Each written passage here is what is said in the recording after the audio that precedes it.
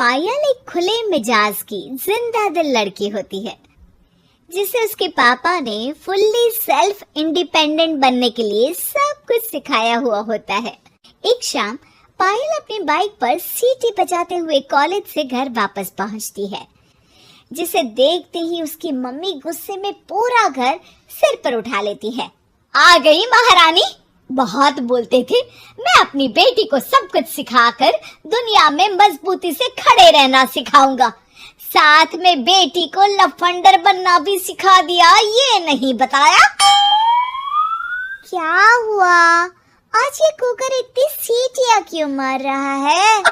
सीटी, सारी फसाद की जड़ तेरी वो बाइक और सीटी है, उन्हीं से लड़के छेड़ती है ना तू।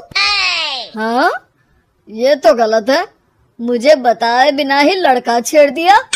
हाय तौबा, ये कैसा पति और बेटी मिले हैं मुझे। अरे मम्मी यार, तुम ओवर एक्टिंग बंद करो, और मैंने कोई लड़का नहीं छेड़ा पापा।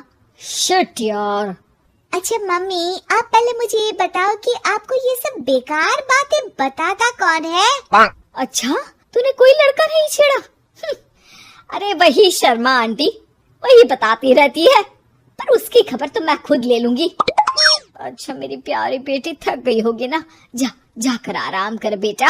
अचानक मम्मी को गर्म से नरम होते देख के पायल और उसके पापा कंफ्यूजन में एक दूसरे को देखने लगते हैं। आंखों से कुछ इशारे होते हैं और पायल वहां से चुपचाप चली जाती है। जिसके बाद रात को घर में सबके सोने के बाद दोनों पापा बेटी छत पर मिलते हैं। क्या खबर लाए हो? अरे तुम्हारी मम्मी तो हमसे भी तेज निकली, कोई खबर नहीं मिली। क्या यार पापा, पता नहीं अब मेरी मदर इंडिया कौन सा बम फोड़ेंगी। इसी के साथ दोनों अपने कमरे में वापस जाकर सो जाते हैं। अगली सुबह पायल जैसे ही कॉलेज जाने के लिए तैयार होकर कमरे से बाहर निकलती है तो उसकी मम्मी उसे लड़के वालों के सामने ले जाकर खड़ा कर देती है। जी, ये है मेरी बेटी पायल, थोड़ी चंचल है लेकिन बहुत नेक दिल और होशियार है। देखते ही देखते कुछ घंटों में पायल और शुभम का रिश्ता पक्का हो जाता है, जिसके कुछ दिनों बाद पायल शादी कर अपने ससुराल पहुंच जाती है। सोचा था मम्मी कोई बम फोड़ेंगी, पर उन्होंने तो सीधा मुझे उम्र कैद की सजा ही दे दी। बहू, अब उम्र कैद समझो या बम, रहना तो यही है, निभाना यही है, इसलिए छिछोरी हरकतें बंद करनी होगी। है? ये आप क्या बात कर रही हो? मैंने क्या किया?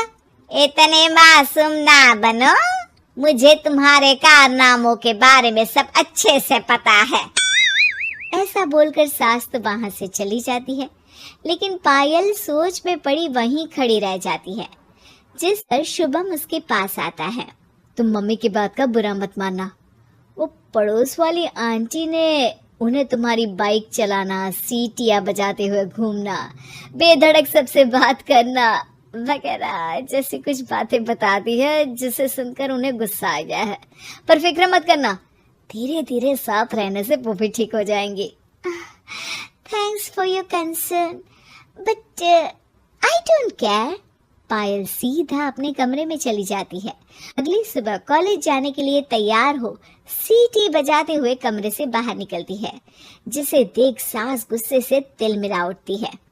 महारानी, शादी के अगले ही दिन ये हीरोइन बनकर कहाँ चल पड़ी? और ये लफंगों की तरह सीटियां बजाना बंद करो। ये हमारा घर है, कोई सड़क नहीं जहाँ तुम आवारागर्दी करती घूमो।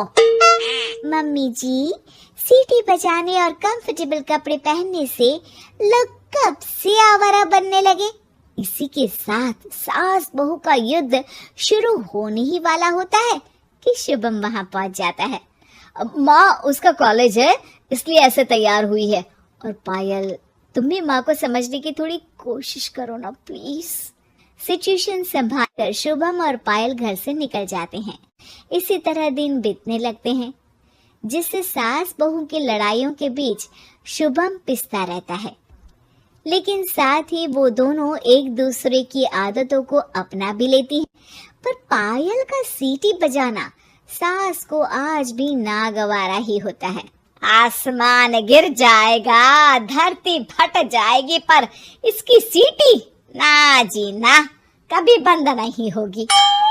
अरे मम्मी जी, जब आप मेरे कुछ बोले बिना सीटी से ही समझ जाती हो कि मैं क्या बोल रही हूँ, फिर इसे बदलने की क्या जरूरत? यही तो हमारी यूनिकनेस है।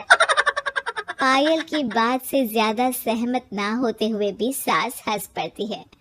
उसी शाम पूरा परिवार घूमने जाने का प्लान बनाकर घर से निकल जाता है और उनके जाते ही घर में चोर घुस आते हैं और तभी वो सब भी दोबारा घर के अंदर आते हैं बाहर से। क्या यार पायल, एक शाम भी फोन के बिना नहीं रह सकती थी क्या? घर में ही तो फोन है, कहाँ चला जाता? अब जल्दी अंदर जाकर अपना फोन लाओ, मम्मी और मैं यहीं बाहर वेट करते हैं। ज्यादा बोल रहे हो, देखो अब और धीरे काम करूंगी। ऐसा बोलकर पायल घर के अंदर जाती है और बहुत देर तक बाहर निकल कर नहीं आती। अरे ये तो सच में जानबूझकर लेट करने लगी। चल कर देखते हैं ना। दोनों जैसे ही मेन डोर के नजदीक पहुंचते हैं, उन्हें पायल के सीटी बजाने की आवाज सुनाई देती है। हमें लेट करके खुद मजे से बैठी सीटियां बजा रही है। अरे गधे, ये मजा नहीं सजा है, जल्दी से पुलिस को फोन कर। माँ की बातों से कंफ्यूज्ड शुभम उसे देखता ही रहता है। सास खुद ही पुलिस को फोन कर देती है। कुछ देर बाद वो दोनों पुलिस के साथ घर के अंदर जाते हैं तो पायल एक कुर्सी पर बंधी होती है और सास को देखते ही दोबारा सीटी बजाने लगती है। सीटियों की दुकान फिर से शुरू हो गई तू? और क्या इन सबको कह रही है कि चोरा है चोरा है? तुझे कैद किया है, थोड़ा तो तरस खाकर डर हमसे। और प्यार से क्या बोल रहा है इससे? अरे इसके सर पर बंदूक लगा, ठोक दे इसको। अरे चल झूठे, तेरे पास तो हथियार है ही नहीं।